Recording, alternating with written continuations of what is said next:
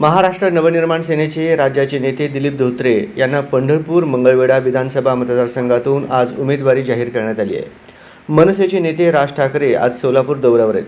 या दरम्यान राज ठाकरे यांनी दिलीप धोत्रे यांची उमेदवारी जाहीर केली आहे.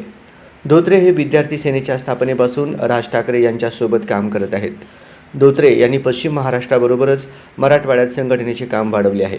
अलीकडेच दिलीप धोत्रे यांच्याकडे सहकार सेनेचे प्रदेशाध्यक्षपदाची जबाबदारी देण्यात आली आहे. यापूर्वी श्री धोत्रे यांनी 2004 साली मनसेकडून विधानसभेची निवडणूक लढवली होती, तेव्हा त्यांना 1300 मते मिळाली होती.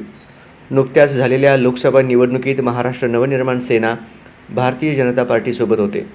यंदा मनसे स्वतंत्र लढवणार असल्याने हा महायुतीला धक्का मानला जात आहे. पंढरपूरसह शिर्डी विधानसभा मतदारसंघातून मनसे नेते बाळा नांदगावकर यांची उमेदवारी जाहीर झाल्याचे सांगण्यात आले.